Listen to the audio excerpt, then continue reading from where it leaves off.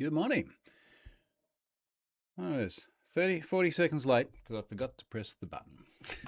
The way this works, in case you're interested, is I go to YouTube Studio and I set up the stream and I copy the link and I share it on all the social things. And then I go to OBS and that gets the camera and the audio and everything. And I'm meant to start streaming it. I'm just pointing at where things are on the screen. I'm meant to start streaming it to YouTube. And then when I'm ready, I just press the go live button. And there is inevitably a 30 or 40 second delay there. So I didn't do that bit. But we're all good. So thanks for joining. Evil Cougar. No, nosy someone. 40 seconds is nothing, so that's all. How long you've been doing this? I was just thinking, actually, we're about to hit 500, which means almost a decade. Yeah, shit. Well, I'm going to do something. Something exciting. What was this one? 490 something. 492. A couple of months from now, then. I'll figure out something. We'll do something. What do you think of the merch? Got the Have I Been Pwned merch on today, largely because the t-shirt I was looking for I couldn't find. And then I came across this one and I remembered we do have a merch store. I'll drop it in the chat.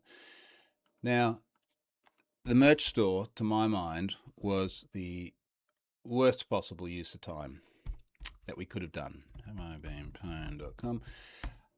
But it was a pet project, passion project for Charlotte. She really wanted to do a merch store. So I'll drop the link down there. But I don't mind it. This one's come up good. Just little stuff like getting the logo at the right height and the right size, and then getting the right colors. And then I actually found a size that fits me. So there's a lot of stuff I've got that just doesn't work. What do you got in there? Lots of visors, hats, hoodies, t-shirts. And instantly, we make zero money on this as well. This is one of the things I was like adamant about. If we're going to do a merch store, because Charlotte said, people really love Have I Been Pwned, so we should do a merch store. If we're going to do that, we'll do it. We did it with Fourth Wall, and we will put everything at exactly the price that they charge. So in real terms, we lose money on this because we've spent too much time mucking around with it, but it's kind of fun for her. Speaking of merch, I ordered 10 stickers. They sent me 25. Cool. So we still do stickers with Sticker Mule. That upsets some people. Just Google Sticker Mule CEO and Trump and you'll see why. But they are the best ones to do that. Matt's in Rabina. That's not far away. G'day, Matt. Yes, I did figure out the screenshot thing. Someone sent me a hot tip. In fact, they sent me a hot tip which was wrong. They said it was something to do with OneDrive. But then they came back with another hot tip which was right, which is Logitech has its what do they call it? Logitech. Why do we get so much crap installed when plugging in your mouse or something like that? I don't know what it was called. Logitech something, but it was binding to the print screen key and just automatically screen capping the entire wall of monitors and dumping it to the desktop, which was really frustrating.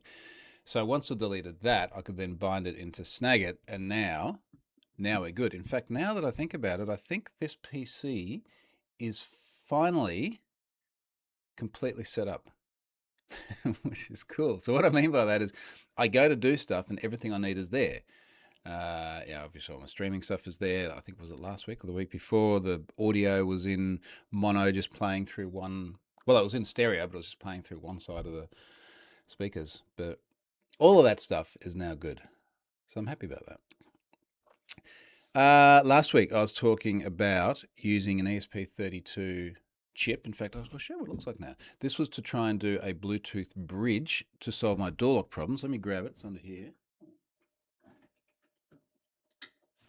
I 3D printed a case for it as well. So this is my my ESP32.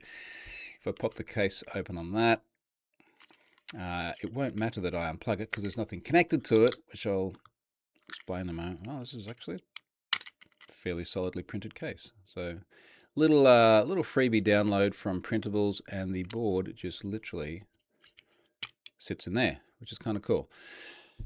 Setup process, super easy. It found some lights and a few things like that. I went through the doorbell setup. It did not work in the least. Bear with me 1 second. Well, I plug this back in because oh no, I'll do that later. I got to literally crawl under the desk now. I could not get the. Did I say doorbell? I keep saying that. The door locks. The door locks. Could not get the door locks reliably connected to Home Assistant. Then someone emailed me a couple of days ago after listening to this, and they said, all your Shelly Gen 3s have got Bluetooth. You can use them as a Bluetooth repeater. You just need to turn them into, I think, passive mode from active mode. And I did that with a few of them. I thought that's a good idea. In fact, I installed a Gen 4 dimmer. A licensed electrician installed a Gen 4 dimmer a couple of days ago, and that now supports Zigbee as well, which I haven't used. But apparently, stronger Wi-Fi radios, which appears to have solved some of my Wi-Fi problems too. But it has not solved my door lock problem. And to make things possibly even worse, out of desperation, I disconnected one of the doors from the Wi-Fi, and now I can't reconnect it. It's just the Yale app is just rubbish. So I'm still in this situation. A little bit tempted. No, don't go down the rabbit hole. All right, move on. New breaches. So I was going to do, while I'm doing this, I'm just going to open. I normally use this other machine for tool-related things. Let me just pop that open here for reasons that will become apparent in just a moment. Where were we? Right. Surge of breaches. There's been a lot of new breaches that have appeared in recent days from the collective known as Shiny Hunters. Now, we're going to go through some of those after I load the Onion site over here. Which I think is that one. Or was it that one? We'll find out in a moment. Now, this is a group of young men, inevitably, because it always is, who have been quite effective at breaking into stuff. And I've spoken about some of these things over recent weeks. I'll talk a little bit more about them because it is kind of fascinating how effective these guys have been. Now I'm just going to bring up the Have I Been Pwned X feed because that is a fairly reliable, easy to access list. Oh, no problem loading website. Not the Have I Been Pwned website or X, their Tor hidden service. Let's see. Because it's early here in the morning on Saturday. It's just after 8 a.m. And they had been threatening to dump more stuff today. But either way, we'll go through the list of stuff here. So these guys look like they have been quite good at the social engineering of things like employees and getting access into Okta accounts. Hang on. There we go. Yep. I don't want to have this. Your estimated wait time is less than 3 minutes. You've been placed in a queue awaiting forwarding to the platform, which is the... Yep, no, there's no more new stuff yet. Oh, no, okay, yeah, maybe there is. They haven't dumped any new stuff. I'm going to pull this over here where I can read it properly. So, these folks, I'll just go through the list and then we'll talk about what's actually gone in a Have I Been Pwned as well. In fact, before I go through this, let's just not lose sight of the fact that they have compromised these services. The social engineering aspect is really interesting. We see young guys, sometimes men, sometimes children, very effective at socially engineering organizations. This goes back to the eras of the lizard squads and the lulzsec, etc., where kids with bravado seem to be very, very good at getting access where they may lack the hard technical skills of things like the ransomware crews that actually write that level of malware. And it works. You know, they often say risky business. If you don't listen to Risky Business podcast, listen to them. It ain't stupid if it works. And it works over and over and over again. And what we're seeing from many of these organizations when they do their disclosure notices, of which there are not many as well, I'll just put that out there, or when they leave their comments to the press, they say, we had an employee who was socially engineered. Now, that means they're getting a lot of PII, but also means they're not getting passwords. They're not getting access. I don't think any of these breaches have actually had passwords in them. So there's some light at the end of the tunnel. Go through the list here. SoundCloud. Now, if I look at that and reconcile it against what we've processed in the Have I Been Pwned as well, I think we put SoundCloud in there. SoundCloud did that Jan 27, 30 million email addresses mapped to public profile data. Name, username, follow account. In some cases, the country, that's 67% of them. The other stuff that's in here, Crunchbase. And look, I mean, all of this is dumped very, very publicly. Yes, it's the dark web, but it's very easily accessible. It's very easy to find. I'm not going to tell you where it is, but it's all over the news. Crunchbase, Betterment. So Betterment went into Have I Been Pwned 5th of Feb. 1.4 million unique email addresses. Following the incident, customers received crypto-related scam messages. Now, as I read through these, and I won't say which ones have made this position or made this decision, but it is quite evident that many of these breached organizations are not notifying the individuals in the breaches. They're certainly aware of the breach. They're reporting it to law enforcement. If they have to make filings with regulators, they're doing that. But the individuals are not getting notified. And I know this because one of these in particular, and I won't throw them under the bus, but one of the ones in this list I'm reading out, I ended up, for additional due diligence, contacting a whole bunch of the people that were in there well after the data had been published. And I asked 3 questions. I said, is this data accurate? Did you provide your data to this entity? Has this entity disclosed to you that your data has been exposed? And it was quite a bit of personal information too. And every single one of them, like, nope, no one told us. So bad on them. So other ones here, CarMax. I put in CarMax just yesterday, actually. So my numbers with CarMax, 431,000 unique email addresses. Data also included name, phone number, and physical addresses. 80% of those already have been pwned. I'm just literally going through the list. Edmonds.com, I haven't really looked at yet. Panera Bread was one. That definitely went into Have I Been Pwned. What did I find in there? It's a little bit further back. I feel like I did that quite early. 5.1 million unique email addresses. Also included name, phone, physical address. 70% already have been pwned. The theme that you'll be seeing here is that it's fairly generic PII. And what I mean by that is name, address, phone number. It's not like immediate identity theft material, but it is the gateway to that path, the gateway of building up a profile on someone. But also none of what's being exposed here is meeting the definition required in many jurisdictions for disclosure to individuals. It's not data which, by our definition here in Australia, is likely to cause serious harm, or by GDPR's definition is likely to impact the rights and freedoms of an individual. So when you look at these things and you look at pretty much phone book data, companies are just going, nah, probably don't need to. It's a lot of emails to send. Or something to that effect. Okay, what else we got here? Match Group. Now this covers Hinge, Match, OkCupid. So that's sensitive by association because it's to do with dating and relationships. Haven't gone through that yet. Bumble. Haven't gone through that. University of Pennsylvania. That one went in the other day. Now there is a bit of a discrepancy here that I think warrants some comment. The discrepancy is when I look at their dark web, can't say dark web without quoting it, dark web website, the guys here have said fewer than 10 records, winky face, containing PII and donation data being compromised. And then they say more like 1.2 million.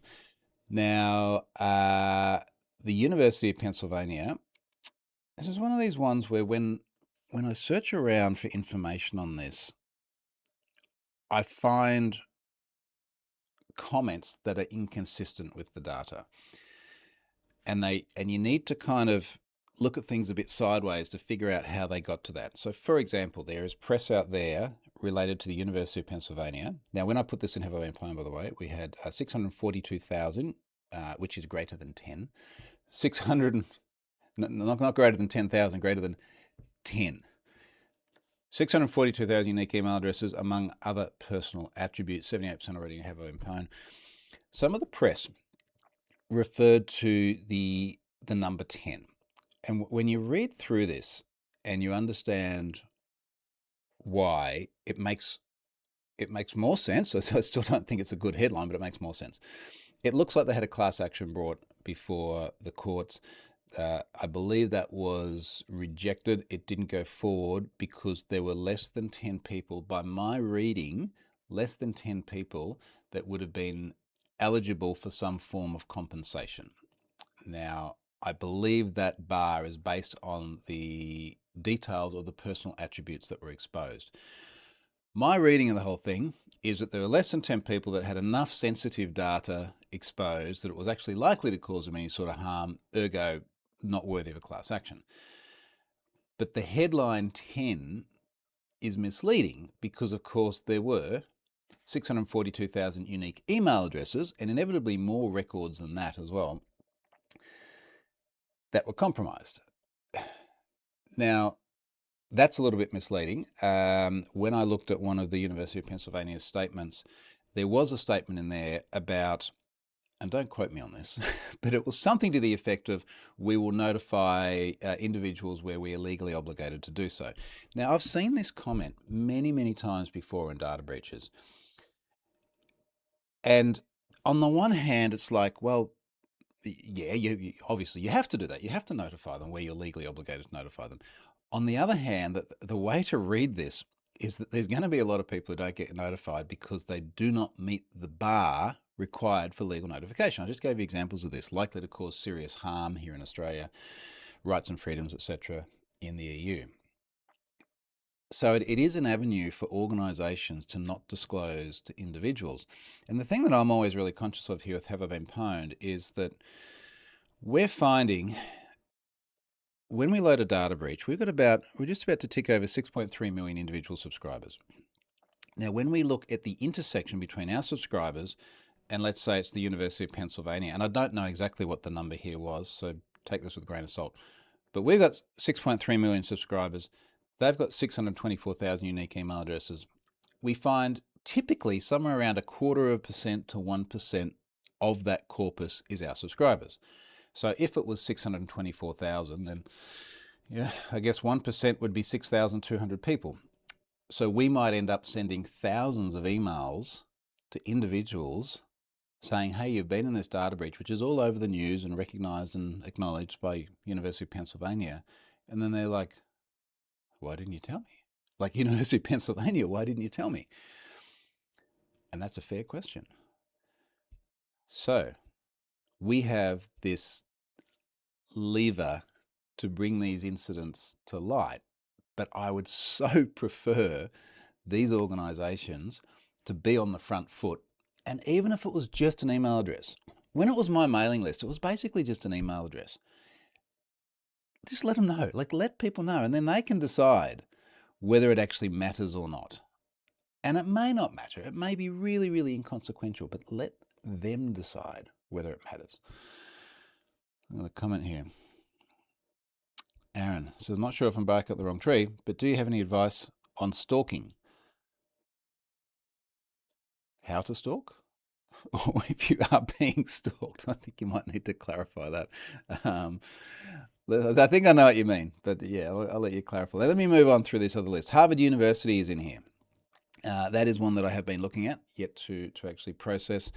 Figure Technology is in here. Now, Figure Technology, I did load, and I think it's worth actually explaining the second bit that was in my list of things to talk about here, because Figure made it's not a big thing, but it's just a statement I thought was a little bit odd. 900,000 unique email addresses for Figure. Now, Figure is fintech lending platform. So that's got name, phone, date of birth, physical address. 79% already have I been pwned. Now, if I go to my notes here for this weekly show, there's a comment in here. TechCrunch did a story, and I'll put this in the chat here for anyone that wants to look at the TechCrunch one. And if I look for the word limited, that's the word which I thought was quite interesting. On Friday, Figure spokesman Aletha Jadik told TechCrunch in a statement that the breach originated when an employee was tricked with a social engineering attack. Here we go again. Tricked with a social engineering attack that allowed the hackers to steal a limited number of files. And I thought that was odd because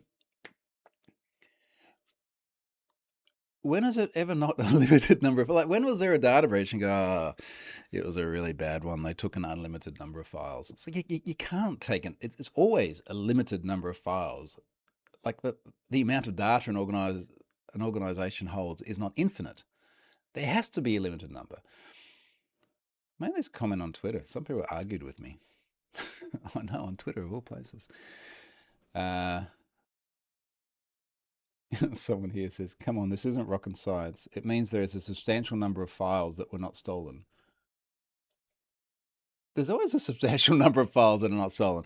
And someone else who commented on this and I guess was not happy with the way I derided that term. I said to, because they said, like some breaches sort of get everything or something like that. I was like, you name me one. You name me one breach that didn't expose a limited number of files. Haven't heard back. Anyway, that was the second thing on the list. The last one here, in terms of data that has gone out and is in Have I Been Playing, Canada Goose. Now, if you're not familiar with Canada Goose, as I was not until I started spending a lot of time overseas, they make a lot of different clothes, in particular, really cold weather clothes. So for both Charlotte and I, the jackets we have when we're in the minus God knows whatever is Canada Goose. Awesome stuff. I love Canada Goose stuff. It ain't cheap, but it's really, really good quality. They've had a data breach here. Their data, let's have a look what number we got to here. Their data included 582,000 unique email addresses with name, phone number, and partial credit card data, the type and the last 4 digits. Now, I go through a verification process with all of this data to make sure it is what it's represented to be and it has come from where they've said it's come from. And I did that success with Canada Goose, and I got it all loading and Have I Been Pwned. And then just before I made it live, I was like, I wonder. And sure enough, Charlotte's in there. So found her data in there. Now, I'm raising this here because I think there's a bit of an interesting tangent on this. In fact, the way I let her know, like I finished loading it and I went down and was like, hey, because she would have been sent an email notification, but because we stagger out the delivery of it, it might have been half an hour after I loaded it. I was like, just try searching for your email address and Have I Been Pwned and see what you get. And she's like, oh. So we sat down and we had a look at her data. Now, here's the comment here. Well, here's the description. So there's a Bleeping Computer article here. Shiny Hunters, well-known data extortion group, claims to have stolen more than 600,000 Canada Goose customer records, including personal and payment-related data.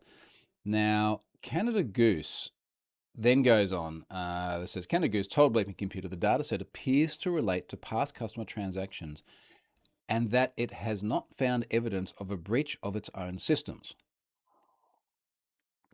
Now, just keep that statement in mind. A couple of other comments here from them. Canada Goose is aware that a historical data set relating to past customer transactions has been published online. Okay, so they know about it, there's something. At this time, we have no indication of any breach of our own systems. To be clear, our review shows no evidence that unmasked financial data was involved. Canada Goose remains committed to protecting customer information. Now, for me, processing data breaches, when I read that, I feel like I have to be extra careful because there is the question of, did Canada Goose suffer a data breach or did a third party suffer a data breach, and does it matter? And the way I answered whether it matters or not is we found, in fact, Charlotte had tried to make a purchase and then I think the delivery time was too long, so I'd cancelled it. So we found the emails that she had received from them that lined up perfectly with the timestamps on her record in the data, and the order ID lined up perfectly as well. So there's absolutely no doubt it was legitimate data. At least her record was. You would assume the others are as well. But also, there was absolutely no doubt that she entered that data into CanadaGoose.com. Unambiguously. We've literally got the email here. Thank you for entering your data into our website. Here's your order. So whether or not they then pass that downstream and there's a compromise, or whether it's a direct compromise of their own system, is really not the issue. And I feel this is a little bit like the limited set of data comment before, where the only way I can think that these comments are in there, or the only reason I can think these comments are in there, is to try and deflect the severity from the organization. And that bugs me, because this is our data, and this is the last 4 digits. So I think it's a card that's expired now, because this did date back to 2022. But it bugs me because it is partial financial data. And no, you can't use it to go and make a purchase. It's not the full card number and CVV and all that sort of thing. But those last 4 digits are often used as a part of identity verification as well. Could you please just confirm the last 4 digits on your account? We do it all the time with Stripe because we can see the last 4 digits of the card. They're not considered, what's the right word for it? I was going to say they're not considered sensitive, but I think we need to be a little bit cautious of data attributes like that, which are used as part of the process of verifying that people are who they say they are. And we have historical references of the last 4 digits of the card being abused. Matt Honen's epic Apple hacking. In fact, that was literally the title of the story. This was more than a decade ago. Epic Apple hacking. We'll see if it's still there. It was a wide journal, wasn't it? 2012. How Apple and Amazon security flaws led to my epic hacking. Now, if I search for, is it in here? Oh, we can't read the rest of it. Why can't I read the rest of it? What? Sign in or create an account to comment. Yeah, that's fine. Let me just try this. Matt Honan, epic Apple hacking, last 4 digits. From memory, someone got into like the Amazon account or something, could see the last 4 digits of his card, and then they used that to socially engineer someone at Apple because they had the last 4 digits, which was part of his identity proof. Here we go. I actually Googled something and I got a good answer, courtesy of the AI overview. In the 2012 epic hacking of journalist Matt Honan, attackers used the last 4 digits of his credit card number along with his billing address to social engineer Apple support into granting them access to his iCloud account. How the last 4 digits were used. There was an Amazon security flaw. The hackers first obtained Honan's billing address from public WHOIS data associated with his personal website's domain name. They then called Amazon, added a new bogus credit card number to his account, and called back later to use the bogus card for verification to see the last 4 digits of the legitimate card. And then we get to Apple's security flaw. Apple's security policy at the time allowed phone support representatives to reset an account's password with only 2 pieces of information, the billing address and the last 4 digits of the credit card. And then there's the breach. The hackers used the information gathered from Amazon and public records to convince AppleCare support that they were Honan, allowing them to obtain a temporary password and take over his Apple ID. Just think for a moment, for the iPhone users out there in particular, if someone gets into your iCloud account, how much do they get? It's everything. It's nuts. It's crazy. Now, of course, many, many other things have changed since that time. But the point is that when we see a data breach like this Canada Goose situation, and we see things like our review shows no evidence that unmasked financial data was involved, that doesn't make it okay. Now, here's the other thing. They have not disclosed. And of course, we're going to know when they disclose because Charlotte will get an email from them, but they have not disclosed. A little bit tempted, actually, to maybe get her to send an email and go, yo, where's my disclosure, dude? Like, what the hell? Anyway, that rounds out that list. There's 2 others that they have listed here. And again, just to pause for a second, shiny hunters are trying to shake down these companies for money. They are trying to extort them. This is classic ransomware style dark web website. List of victims. Here's how long you've got. Pay the money or we dump your data. So the companies at the receiving end of this are having the absolute worst time. They are the corporate victims of criminal acts. And I don't think we want to lose sight of that as well. So as much as I'm deriding the likes of Canada Goose for not doing their disclosure properly, they're having a hell of a time too. And, shout out to anyone who was possibly me in a past life who is now in Canada Goose trying to deal with this mess. Other two listed here, Car Gurus Inc. Over 1.7 million records containing PII and other internal corporate data have been compromised. This is the final warning to reach out by 20 Feb, which by my record was yesterday, but I guess some of you are still on 20 Feb now. Before we leak data, they need to add the time zone or put it all in UTC or something. Before we leak data, along with several annoying digital problems that will come your way, make the right decision, don't be the next headline. It is hard to imagine many of these organisations actually paying this ransom, and inevitably all the ones listed here have not. Are there others not listed here that did? Again, it's particularly when you're paying to suppress the release of data that criminals have taken, you are going to forever be looking over your shoulder, just waiting for that data to turn up. Wynn Resorts Limited, over 800,000 records. This is the final warning to reach out by the 23rd of Feb before we leak data with several annoying digital problems that'll come your way. Make the right decision. Yeah, it's really, really not good for these organisations. And it's not going to be good for the Shiny Hunter folks as well when inevitably they get caught up with. I'll just plug this laptop back in. And I've mentioned on this weekly video before, a lot of the discussions that I've had with law enforcement lately has been around how do you help kids, mostly kids or young adults, in these situations make better choices. And in the discussions with these folks whose job is to not just catch them, but try and stop them from going down this path in the first place.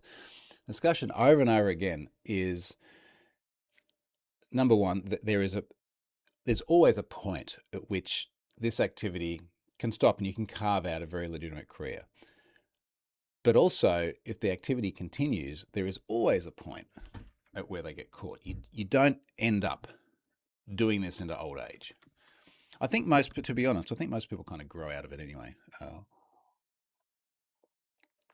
But the consequences if you don't, and you get caught before you do, are life-changing, absolutely life-changing. So maybe just like cool the heels. There's so many other good ways to make money in InfoSec at the moment. It's such a good industry. Let's read the comments here. Aaron says, my friend is being stalked by an ex. I'm worried about her. Always appreciate your knowledge and perspective. Yeah, that's nasty. Okay, I appreciate you are not looking to learn how to stalk. You're helping someone who is being stalked. That's terrible. I don't think I'm honestly the best equipped person to do that. I have not had that experience directly. I've had abuse. I don't think I'd call it amounting to stalking, but I've been able to just tune out of that stuff. But I think if it's someone who's an ex that you've had a personal relationship as well, it's probably much harder. And there are law enforcement channels as well, if it's serious enough.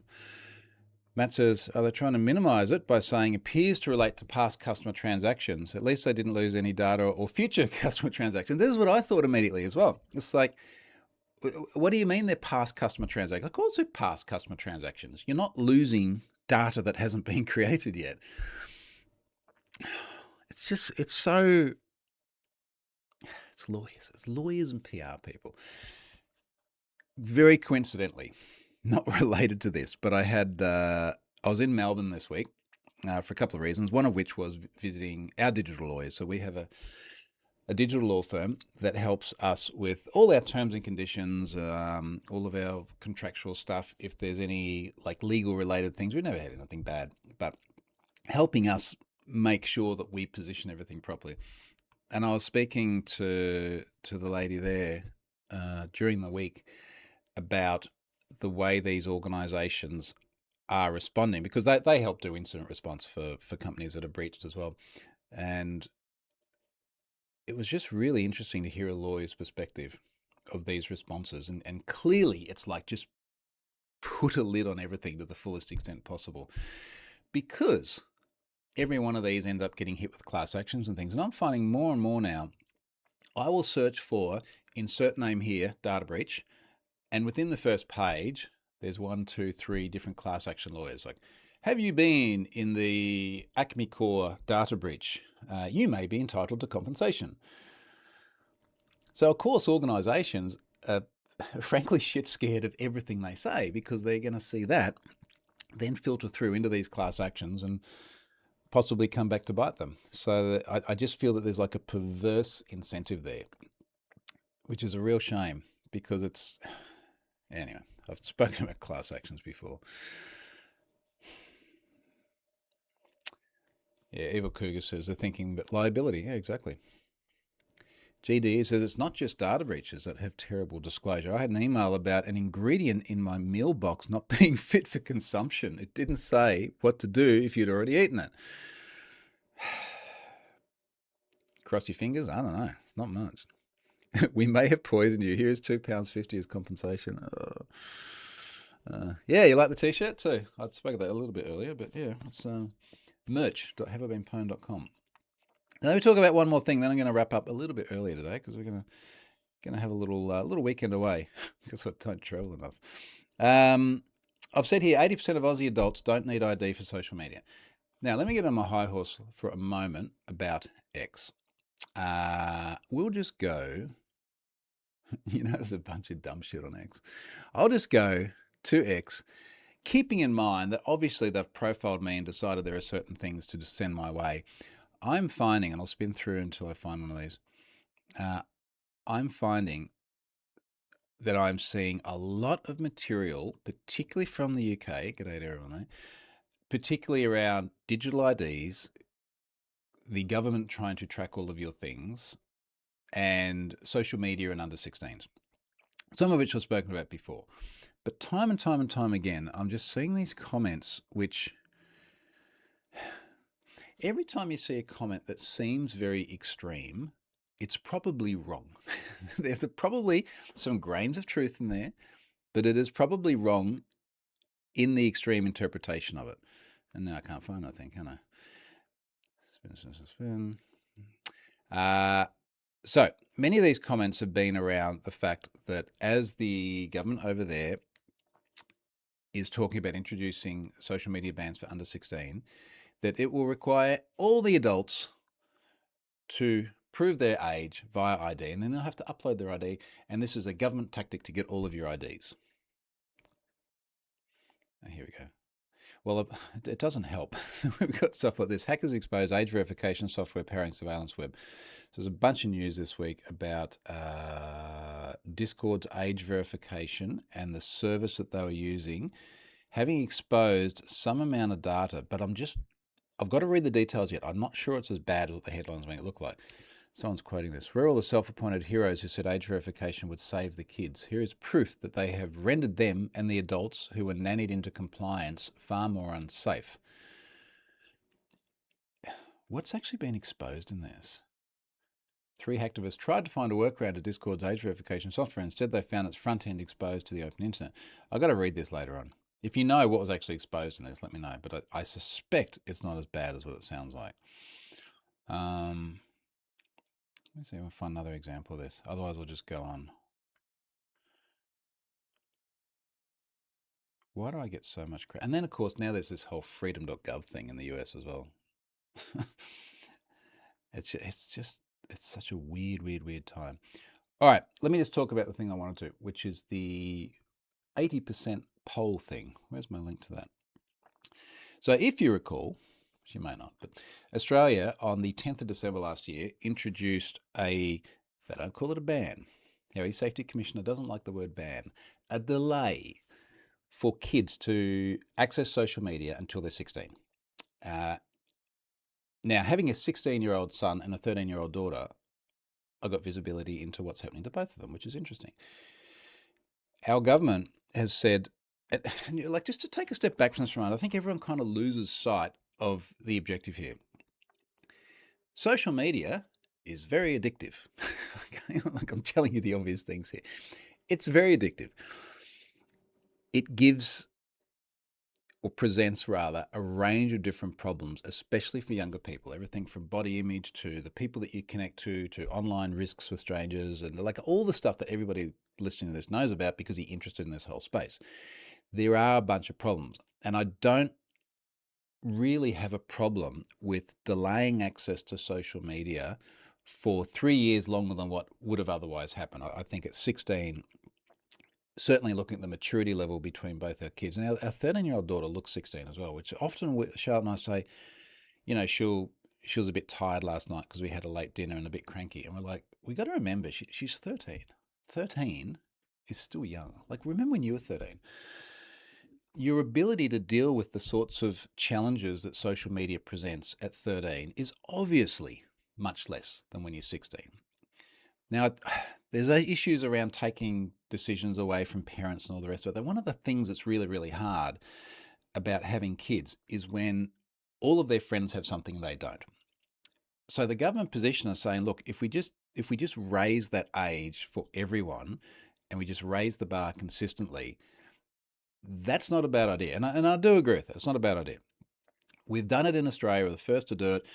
France is on the roadmap. Spain is on the roadmap. The UK is definitely on the roadmap. I know many other countries are watching what's happening here, and they're on the roadmap as well.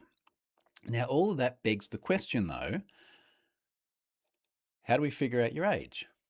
Because you can't just ask people to enter it. So what do you do? And the immediate assumption of so many people is to jump to one or both of two different conclusions. One of them is you show ID. Upload your driver's license or your passport or something like that.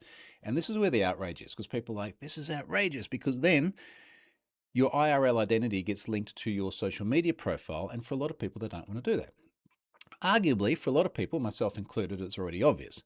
But people should have the right to choose that. So outrage around that. And the outrage around the other thing is, one of the ways that age proofs are being done is via biometrics. Now, to be clear, this is not an exact science at all. Our daughter looks much older than what she is. And the concern with the biometrics bit, and this is what I find particularly funny, where people are like, I don't want to prove my age on social media using biometrics because that would mean sending a photo of myself or a video or however they do it with the app to the social media platform.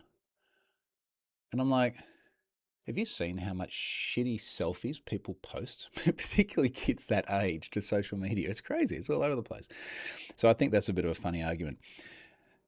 Anyway, the way it's done in Australia is our e-safety commissioner has said platforms, it's all the usual legally speak stuff, must take reasonable steps or apply reasonable measures to verify the age of kids using social media.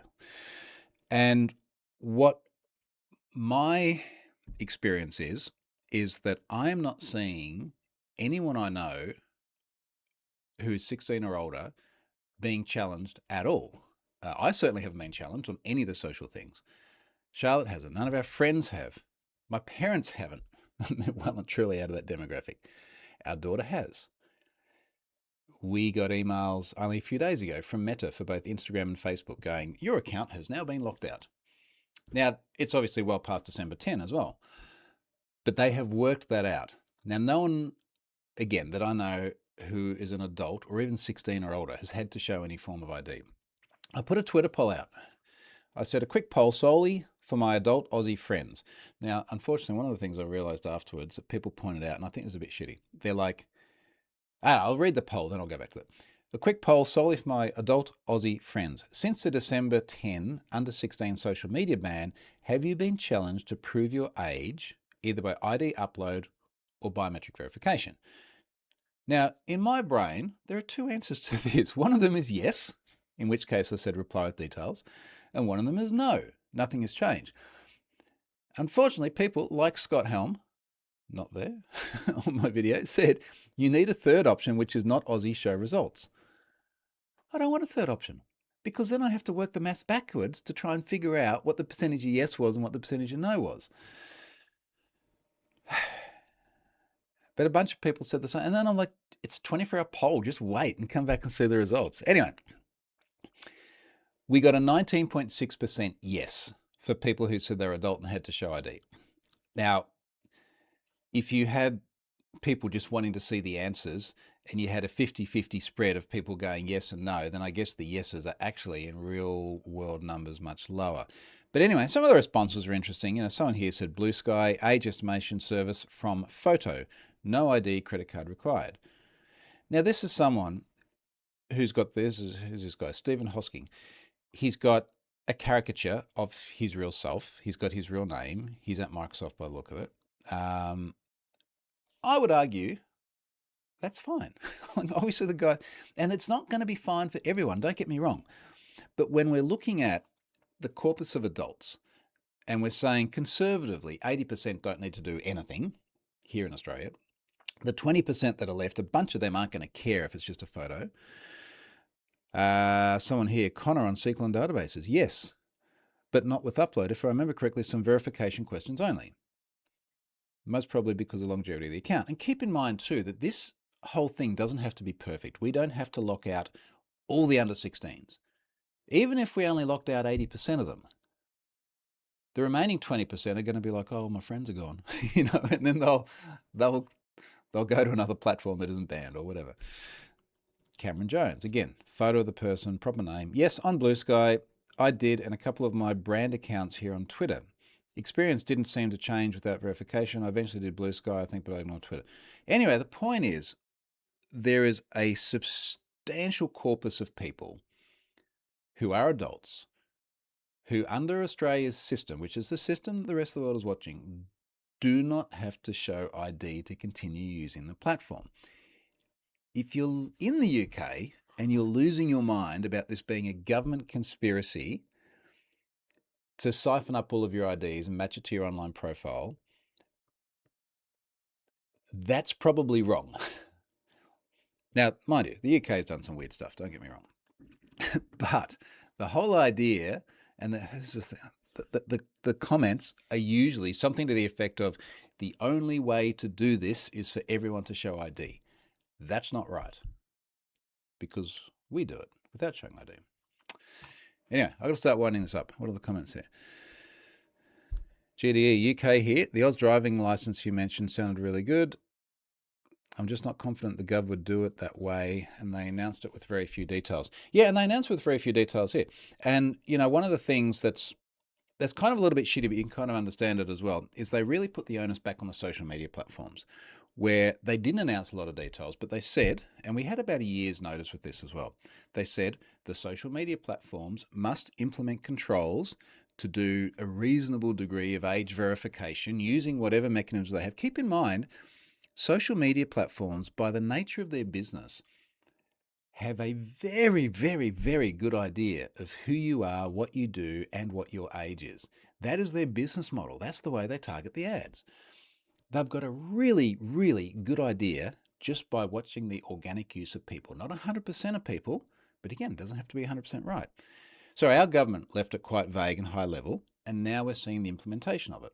And my point is simply that the implementation is not leading to the mass provisioning of formal identification for adults. It's doing that in a very, very small fraction of cases, and very often it's just uploading a photo or something, which for most people is fine.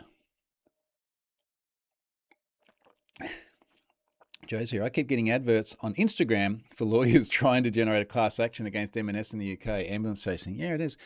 But, you might get £1, something like that. GD says, I also said it would be optional, but you would need it to prove you're allowed to work, so they didn't help themselves. Michael Kirkwood-Smith here says, yes, I think our Oz digital IDs are done pretty well. GDE, I've used the description Troy gave, Troy, with a number of people who are against digital ID. They're quite impressed with it. There are many other arguments for unified digital IDs, both nationally and internationally. A bunch of people have been asking me lately, they've said, when are we going to have like digital passports? I have my driver's license on my phone. When are we going to have the same with passports? I think it'll happen at some point, but unifying everyone together is hard. We can use digital identification technologies to be much more robust in terms of identity verification. We can use it to make our lives much easier in terms of many of the certainly official government services we use.